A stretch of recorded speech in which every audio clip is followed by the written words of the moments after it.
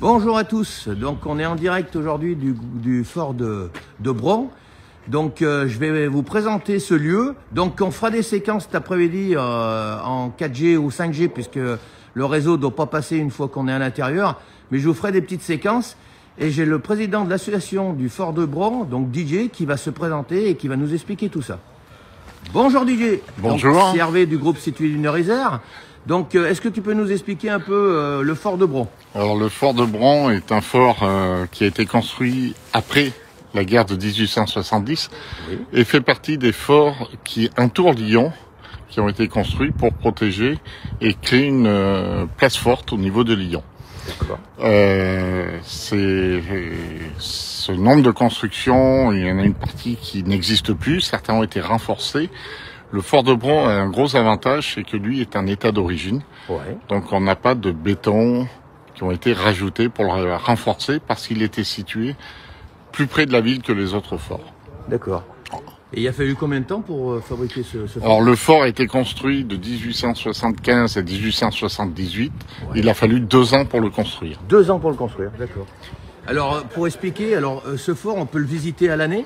Alors, ce fort est visitable tous les mois, le premier dimanche du mois. Ouais. Il suffit d'aller sur notre site internet. Vous avez un site internet. Voilà, sur lequel Fort de Bron, en tapant Fort de Bron, site officiel, vous tomberez sur le site et vous allez sur le calendrier. Vous avez les dates de construction et les dates aussi, si vous souhaitez venir aider l'association à entretenir ce fort. Ouais. Vous aurez les dates où c'est marqué travaux sur le calendrier. Très bien. Vous êtes à peu près 21, non on est beaucoup plus. Il y a à peu près 80 adhérents 80. Au sein même de l'association. D'accord, très bien. Et alors, donc, comment ça se passe pour les visites Alors, les visites, ce sont des visites gratuites, ouais. Ouvertes. Donc, les gens viennent quand ils veulent. Entre en gros 1h30 et 4h et 16h30 l'hiver, ouais. Et en gros un départ toutes les demi-heures. On fait des visites à peu près de 25 personnes environ. Et combien de temps dure la visite? La visite, il faut compter 1h30 à peu près de visite. D'accord, très bien. Parce que là, on va visiter plusieurs sites. Alors là, on est sur l'entrée, là, en fait. Là, vous arrivez sur le fort, on est sur le pont dormant, ouais. Qui est un port en bois à l'origine et qui a été transformé au moment des dernières guerres et a été rénové il y a à peu près 2 ans. D'accord, très bien. Sur la première cour intérieure. Alors ce qu'on appelle la cour du Parado, qui était la cour qui servait principalement de logement pour les officiers, pour l'infirmerie. Ouais. Donc il y a à peu près une vingtaine de salles sur l'ensemble de la cour. Vingtaine de salles. Et si on regarde bien, ce sont des unités de construction, c'est-à-dire qu'on a toujours la même structure, simplement on rajoute en fonction du nombre de personnes que l'on veut héberger. Ah. Alors, simplement, si on peut expliquer aussi d'autres choses, pendant l'année, il y a une manifestation qui a lieu donc dans ce fort, c'est le 1 et le 2 octobre, comme j'ai compris. Oui. Donc, c'est quoi en fait? C'est un salon de l'artisanat, non?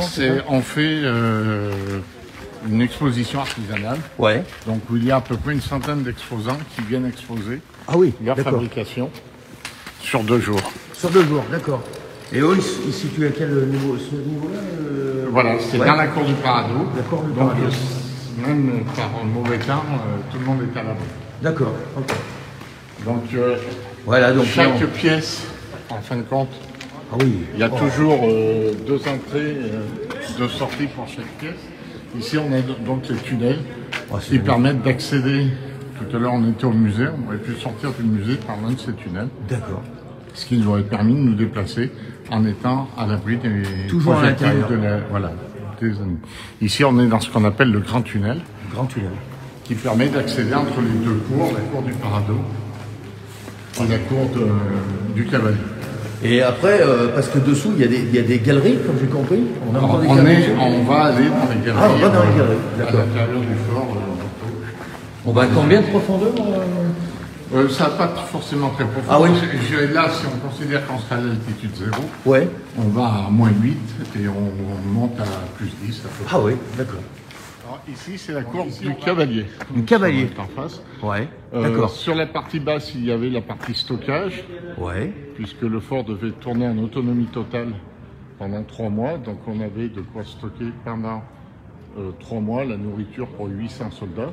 800 soldats. Le nombre de soldats qu'il y avait ici. Et sur la partie haute, ce sont les chambres de soldats qu'on verra par la suite. Ah bon, d'accord. Ensuite, sur la droite, la porte que l'on voit au fond, oui, c'est les cuisines. Et de l'autre côté, ce sont les latrines qui doivent être faites. D'accord, très bien. Donc on va aller directement... Mais là, vous parlez de cavaliers, donc on avait les chevaux qui non, étaient... Non, les cavaliers, ce sont des plateformes sur lesquelles on posait les canons. Ah d'accord. Le nom du cavalier, le cavalier, c'est l'ensemble de ces plateformes qui s'appelait un cavalier. D'accord. On appelait ça un cavalier parce qu'un homme à cheval sur ces plateformes-là, ouais, sa tête ne dépassait pas les crêtes qui étaient de chaque côté du cavalier. Très bien. C'est pour ça que ce sont des forts à double crête ou à cavalier. Très très bien. Déjà, je vais te remercier DJ par rapport à cette visite qu'on vient de faire en rapide, mais avec une bonne explication.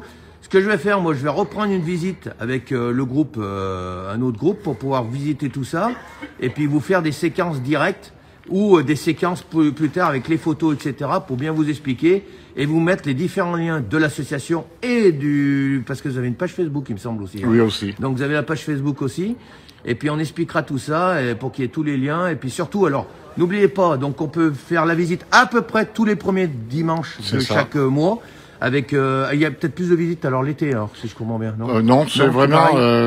L'avantage, c'est que l'été, les dernières visites, on peut les faire partir un peu plus tard. D'accord. Le problème, c'est la nuit. Ah oui. Puisque le fort n'est pas éclairé sur toute une partie. D'accord, il n'y a pas d'éclairage. Donc, pour des problèmes de sécurité, l'hiver, on fait partie de la dernière visite, maximum à 4h30. L'été, on a un peu plus de marge. Mais en gros, il faut tenir le délai 13h30, 16h30. Voilà, donc en sachant qu'une visite dure à peu près 1h20, 1h30 de total, et que après on a le parc autour, non? Il y a un parc. Alors il y a un parc, il y a ce qu'on appelle le parc du fort, avec un parcours de santé.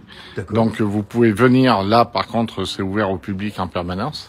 Et vous pouvez venir quand vous voulez. Il y a des tables aussi pour faire un pique-nique si vous le souhaitez en famille. Il n'y a pas de souci. Donc ça, c'est ce qu'on appelle le parc du fort. Le fort lui-même étant interdit au public sans la présence de l'association. Et le fort est visitable uniquement avec des guides.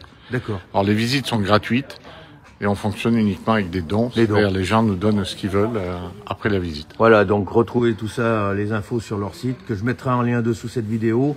Et puis cet après-midi, je vous ferai un joli reportage photo pour pouvoir expliquer tout ça. Bah, merci beaucoup. Et merci de votre temps par rapport à tout ça. Merci. Merci. Au revoir. Au revoir.